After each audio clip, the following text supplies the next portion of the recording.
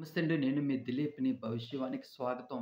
ఈరోజు ఆగస్టు 19వ తారీఖు సోమవారం 2024 శ్రావణ మాసం శుక్లపక్షం.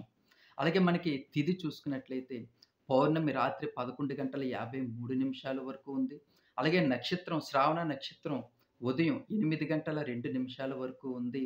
అలాగే వర్జ్యం చూసుకున్నట్లయితే మాత్రం మధ్యాహ్నం 12 గంటల 10 నిమిషాల నుండి మధ్యాహ్నం 1:36 నిమిషాల వరకు ఉంది.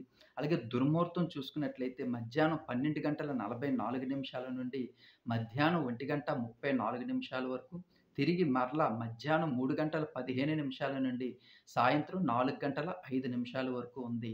అలాగే రాహుకాలం చూసుకున్నట్లయితే మాత్రం ఉదయం 7 గంటల 37 నిమిషాల నుంచి తిరిగి ఉదయం 9 గంటల 11 నిమిషాల వరకు కూడా మనకి రాహుకాలం అనేది ఉంది.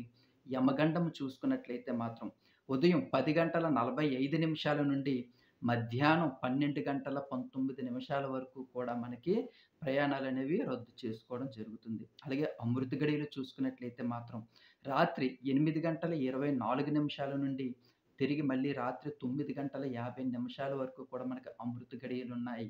అలాగే అభిజిత్ ముహూర్తం చూసుకున్నట్లయితే మాత్రం మధ్యాహ్నం ఉదయం 11 గంటల 54 నిమిషాల నుండి మధ్యాహ్నం తిరిగి 12 గంటల 44 నిమిషాల వరకు కూడా మనకి ఈ అభిజిత్ ముహూర్తం అనేది ఉంది. మరి మనకి ఈ వా ఈ రోజు ఈ 19వ తారీఖు సోమవారం ఎలా ఉండబోతుంది ఏంటి? ఈ భవిష్యవాణి ద్వారా తెలుసుకుందాం. ఈరోజు కొంచెం ఆర్థిక ఇబ్బందులతో కొంచెం సతమతమయ్యే అవకాశాలు ఎక్కువగా ఉన్నాయి. అలాగే కొన్ని విషయాల్లో మానసిక ఆందోళన అనేవి కలిగించే అవకాశాలు ఎక్కువగా ఉన్నాయి. ఆస్తుల వివాదాలతో కొంచెం ఉక్కిరిబిక్కిరయ్యే అవకాశాలు ఎక్కువగా మనకి ఈరోజు కనిపిస్తున్నాయి. బంధువులతో మనస్పర్ధలు, అలాగే మరోవైపు భార్యాభర్తల మధ్యన కొంచెం మాట పట్టింపులనేవి కలిగే అవకాశాలు ఎక్కువగా కనిపిస్తున్నాయి. ఆకస్మిక ప్రయాణాలనేవి ఎక్కువగా మనకి ఈరోజు ఎక్కువగా ఉండే అవకాశాలున్నాయి. ఇంట, బయట కూడా కొంచెం సమస్యలనేవి పెరిగే అవకాశాలు ఎక్కువగా ఉన్నాయి సోమవారం.